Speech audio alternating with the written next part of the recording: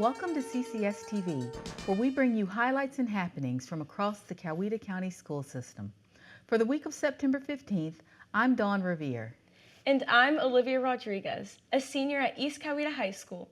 We'll take a look at events coming up in the Coweta County school system. The Coweta County Board of Education has approved a $22.7 million construction project at the Central Educational Center. The 18-month project will add 33,000 square feet of new classrooms and renovate more than 140,000 square feet of instructional space. Work is set to begin soon and wrap up by summer 2026.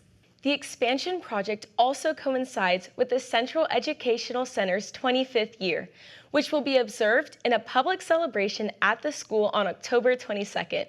CEO Mark Whitlock noted that the start of a major expansion of Georgia's Model College and Career Academy is an exceptional way to mark this milestone. CEC was an innovation created by our local community, a consortium of businesses, school system leaders, technical college leaders worked on this for over 3 years to create what has become a model for the state of Georgia in their College and Career Academy initiative. We're celebrating 25 years at CEC, and we're getting ready to grow. In other action, at their September 9th meeting, the Coweta School Board approved a memorandum of understanding with the Coweta County Development Authority and the Coweta County Board of Commissioners for a tax incentive agreement regarding a $20 million expansion project for Yokogawa Corporation of America. The board also approved a renaming of Northgate High School's tennis and softball complex in honor of beloved longtime coach Lisa Skelton. Dr. Ashley Wilkes, principal of Northgate High School, requests approval to name the tennis and softball complex the Skelton Softball and Tennis Center in honor of Coach Lisa Skelton. Board members, of course, you'll recall she was at Northgate for years, a very influential member of the Northgate community and very successful softball and tennis coach there. So with that, I recommend approval. Central Educational Center video and audio interns gained real-world experience covering Vice President J.D. Vance's August 21st visit to Peachtree City. The students were selected to be members of the White House Press Pool, interviewed dignitaries, and even posed a question to the Vice President, the first sitting VP to visit Fayette County in 33 years. Let's get them a microphone. My name is Virgil Garrett. Thank you, Mr. Vice President. Of course, thank you. I'm here with the Central Educational Center, CCS TV. The CEC is a college and career academy focused on training high school students to enter technical and trade industries. Can you tell us how the Big Beautiful Bill will impact us and our prospective jobs? And also, how is the administration focusing on schools like ours? Virgil, tell me a little bit more about your school. So Central Educational Center, we have classes focusing on trade and other industries. We have audio, video, aviation, cosmetology, dentistry, and students have the option. We're not going to have enough housing. We're not going to have plumbing that works. We're not going to have lights that turn on unless we've got enough people going into our trade schools. We got to have more kids doing it, more young people doing it, because they're the ones building the American dream of homeownership. They're the ones building the future, and we're going to fight for you every step of the way. Thank you for your question. Thank you. The unique opportunity was made possible thanks to local officials who helped facilitate their participation, as well as CEC intern instructor Diana Zito, who has a background in broadcast journalism.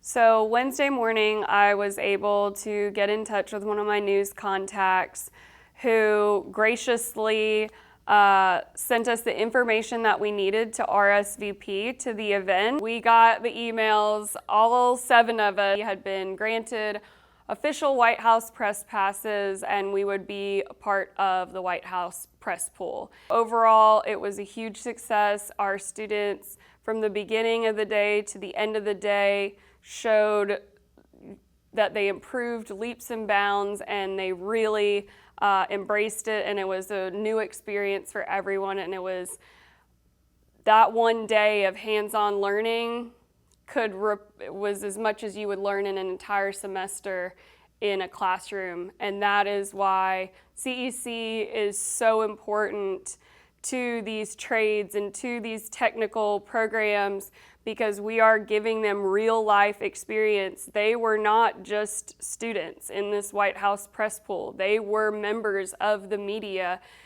The Georgia Department of Education has officially approved 2 new CTAE pathways in audio technology, and those pathways toward student graduation were created and conceptualized right here in Coweta County. The pathways include audio technology for live production and audio technology for post-production. Back in 2023, a governor's task force identified the Central Educational Center's audio program as a model for the state, and based on industry needs, asked CEC's program director, Pat Padden, to create the new pathways. Mr. Padden and the Central Educational Center's CEO, Mark Whitlock, explained the significance of these new options for high school students. If you think about 11 o'clock or whatever time, till 10 o'clock on Sunday morning, how much production is going on around the country in churches. Every community has Friday afternoon or Friday evening events that are happening. How many amphitheaters do we have just right here around Noonan? We've got Sweetland over in LaGrange, and we've got the Fred in Peachtree City. All of those are production jobs. And the companies that get those contracts have been communicating to the region that they need people that are better qualified to start and do those positions. That's what we do at CEC. We respond to the needs of the community and to the region. It's important for industry to understand that the first part of our CEC process is always analyzing business need. That creates programs that are in demand. That creates opportunities for students who graduate from these programs, and that creates the skilled workforce for the future. The new audio pathways are already available at CEC, and other districts across the state are now looking to replicate this program.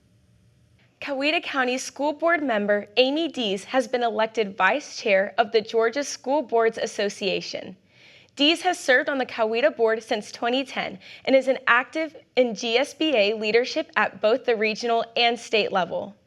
I have been with the Georgia School Boards Association since I was a member or elected to the Coweta County Board of Education since 2010.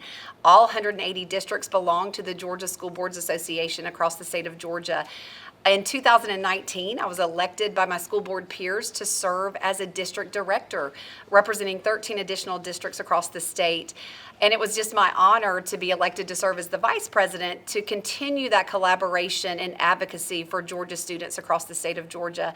It is such an important role to advocate for public education, and we collaborate for good governance so all students in Georgia can have a good governing team on their school board. On September 15th, school board members and district leaders joined students at Arnco Sargent for Celebrity Reading Day.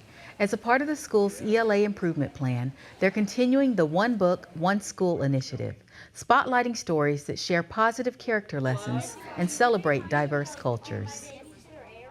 This is actually our 3rd year doing this, so we're super excited to have you with us, and just your commitment to literacy and just the love of reading in our schools. We appreciate you taking time out of your day to be here.